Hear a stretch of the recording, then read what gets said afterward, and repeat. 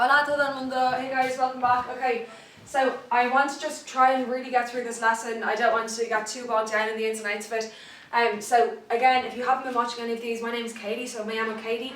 Yo soy la profesora aquí de español, so I'm the Spanish teacher up here in la academia, so up here in the academy.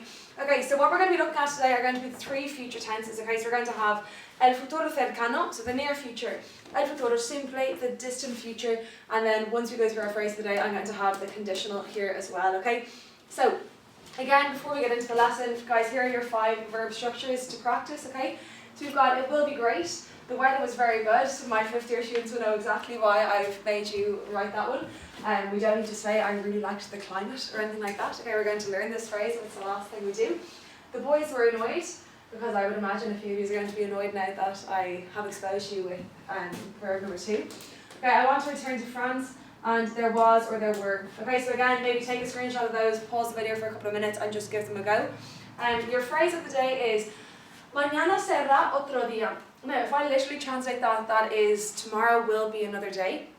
So, it makes a lot of sense in English to say that, but this is actually in Spanish kind of the structure that we would use to, I suppose, to keep putting something off until the next day. So, for all of you slackers, they're sitting at home saying, I'll start studying tomorrow. This is in your honour, okay? So to keep putting something off until the next day, but just to keep putting something off in general, okay? So that's your frase del día. Okay, and now let's have a quick look through your verbs. So it will be great. So there's your hint, será. Is it will be? Genial, or fantástico, estupendo, excelente, whatever. Será genial. Okay, so it will be brilliant.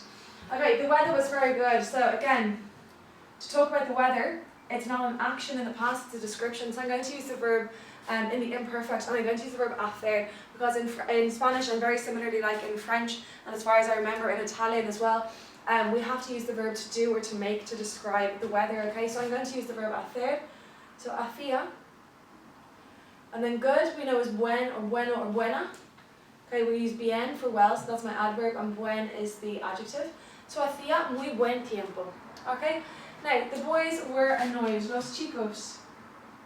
Now I'm describing how they felt, okay, and I know that if I'm talking about how I feel, I'm going to use the verb estar, and then to talk about a description in the past, I'm going to use the imperfect, okay.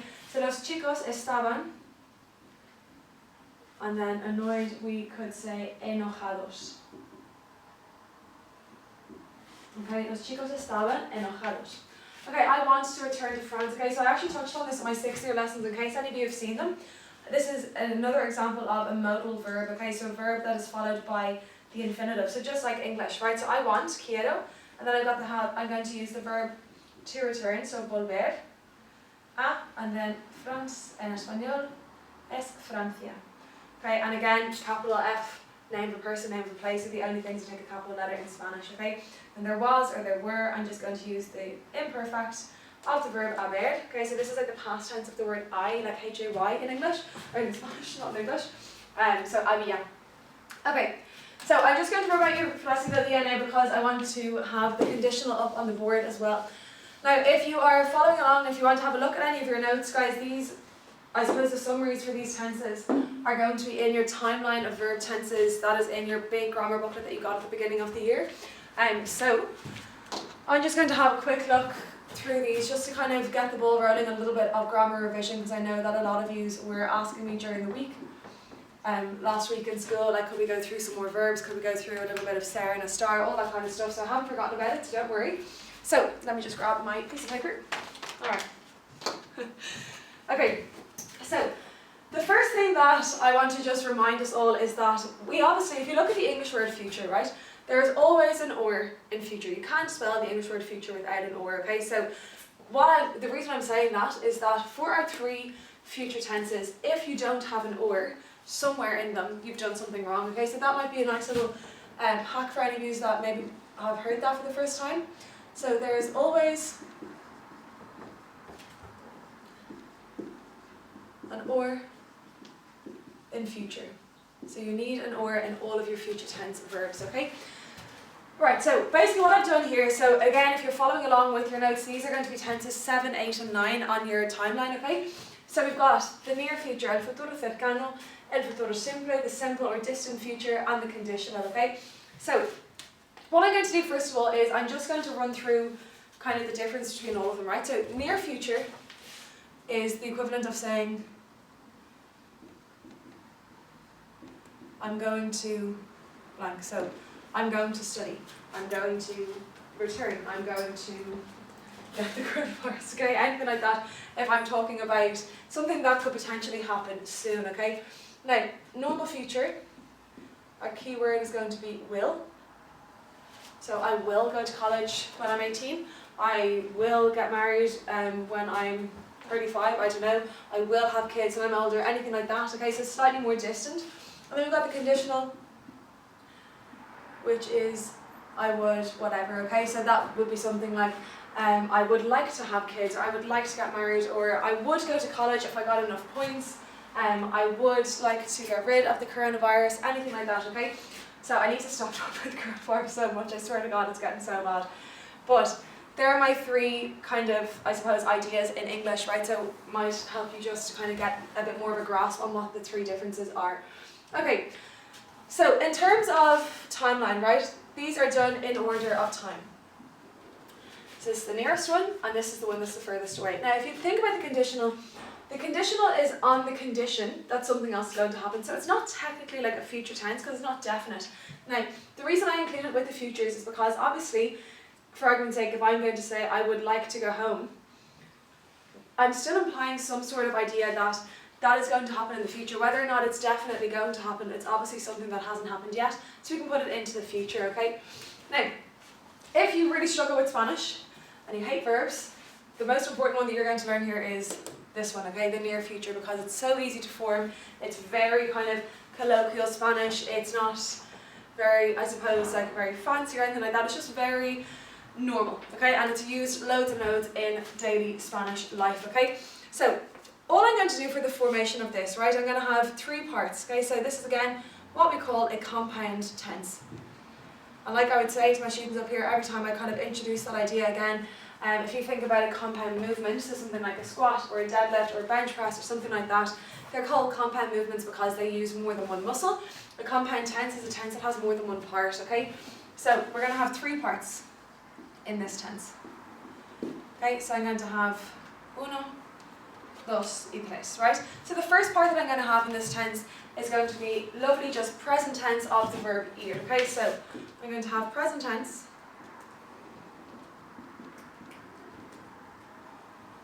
of the verb ir, which is the verb to go, so it's same as English, okay? And just to remind us all what that looks like, that is voy, vas, va, vamos, vais, y van. Okay, voy, vas, va, vamos, vais, van. And that's the only part of this tense that's ever going to change. This is how we're going to be able to tell who is actually doing the verb, who's carrying out the action. So if I'm going to study, I'm going to use voy. Okay, if you were going to study, I would use vas. If we were going to study, I would use vamos. Okay, so this is how I'm going to tell who what we call the subject is in grammar. Okay, so who's the person who's actually doing the verb. Okay, then we've got two really easy parts left. So number 2 is one letter. It's just a. Okay, so that's like the English word to. Okay, so I'm going to do something. So voy a. And then my third thing then is just going to be what we call in grammar the infinitive.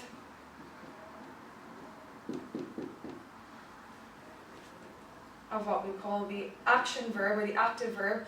So what you're actually going to be doing. Okay, so I'm going to study, I'm going to dance, I'm going to sing, whatever it is. I'm just going to leave that in the infinitive, okay, and that is just the name of the verb. So examples would be, I don't know why I keep talking about dancing, but anyway. So something that has like an A or an E or an I or at the end of it, okay, so bailar. So that's really easy. I would, especially as a 5th year, really make sure that I understand that I'm not going to make mistakes with this anymore, rather than kind of half learning all 3 of them, that you just nail that one perfectly, and then maybe towards the end of 5th year, start of 6th year, we can start having a look at these. But there's no point learning the 2 of these if you don't know how to do this one first, okay? So then we've got the simple future, and what I'm actually going to do before I even go into how both of these are formed, there is a group of irregular verbs in the future simple that are the same as the irregular verbs and the conditional. So what I'm going to do is I'm going to write here in the middle the stems of these, okay? So I'll explain what I mean in a second, but you might just want to scribble these down, okay? So we've got, I'll explain what these mean in a second. Haber, decir, haber, hacer, poder, poner, querer, saber. Okay, so 4 more. So saber, salir, tener, valer, and venir. Okay, so these are my irregular verbs, okay, so and these are going to follow the exact same pattern for the simple future and the conditional. Okay, so I've got caber, the verb to fit, decir, the verb to say or to tell, haber, this, I wouldn't worry too much about this, but this is where we get the Spanish word I from, okay? It literally translates as to have, but it's not really used as much like tener, okay? Hacer, then to do or to make. Poder, to be able to. Poner is to put. Querer is the verb to love or to like or to want. Saber is the verb to know something. Salir, to go out. Tener is to have. Valer is to be worth. And then venir is the verb to come, okay? So what I'm going to do is, I'm just going to write the stems beside these, okay? So this will become, right, so we've got cab with an or at the end, okay? Dir, same thing here, H-A-B or. Hacer is going to become ar.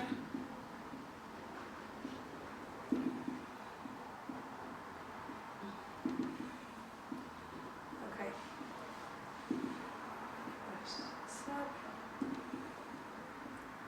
Sorry, I'm trying to write these up as quickly as I can. It's probably, everyone's like, why is she being so quiet, okay? So we've got salir is going to become S-A-L-D or. Same thing here. You'll see a lot of them kind of just follow the same pattern, that the verb at the end just is kind of compounded down with a D or at the end of it, okay? And then we've got, okay, and I just spelled that wrong, so. We've got V-A-L-D or and then V-E-N-D or. Okay, so basically with our irregular verbs for both of these tenses, what's going to happen is once you know these stems, they're going to follow the exact same rules as everything else. So it's just the fact that they have different bits that our endings are going to be added to, but you're kind of getting 2 for the price of 1 if you learn these properly, because you're going to know them for both tenses, okay? So, future simple, okay? El futuro simple. So it's I will. So I'm going to use this for distant future. So think about it in English. Anytime that you want to say I will, you can use the simple future, okay? It doesn't need to be that deep as to when do I stop using the simple future? When do I stop using the near future? And when do I start using the distant future? No one really cares that much, you know, like everyone's going to understand what you're saying. It's not really that important, okay? But distant future, or I would also use this for to try and make my ideas come across as more definite, okay? That I will go to college. So kind of like the whole idea, if you're going to be talking about manifesting something, that you would use the future simple to kind of really try and emphasize how definite something is in your head, okay? So all I'm going to do for this, I'm going to add my endings to my infinitive, okay? So I'm going to get again the name of the verb, and I'm just going to add the endings straight onto the infinitive, okay? And for my irregulars, I will use the same endings.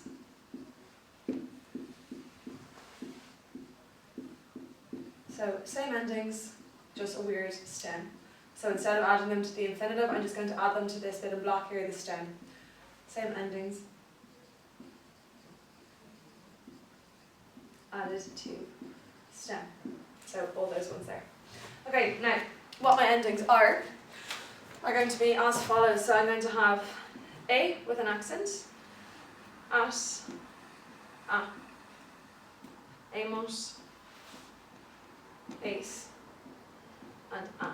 Okay, so again, let's just stick with the same verb the whole way through, right? So I've got bailar. So if I was going to say I'm going to dance, I'm going to say voy a bailar. So there's my or here. Okay? Now, if I'm going to be saying I will dance, I'm going to write the name of the verb out in full, and then I'm just going to add my ending to it. So bailare, so I'm going to dance, I will dance, and then this is going to be I would dance, okay? Now, with regards to the conditional, right, so just to keep this short and sweet, right, the conditional we're going to use for hypothetical situations. Okay, so hypothetical situations, so what would you do if you could? Okay, so my key words here are going to be would, and then if. Okay, so if in Spanish is the word sí with no accent, and all I'm going to put a little X beside this. Don't worry about this structure yet, okay, you'll see that in 6th year, but we don't need to worry about it in 5th year, but just to have it marked for yourself for future reference, okay? So exact same as the future, I'm going to have my infinitive, and I'm going to add my endings to it, or same thing again for my irregular verbs, which are going to be the same list of verbs here.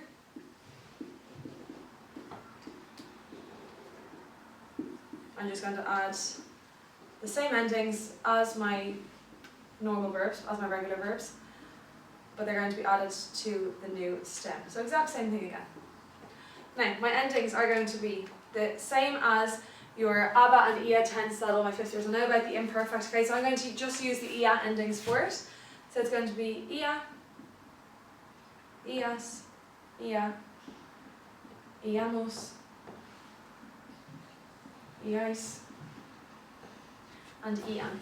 Okay, and to give you that same structure again, it would be bailaría. Okay, I would dance.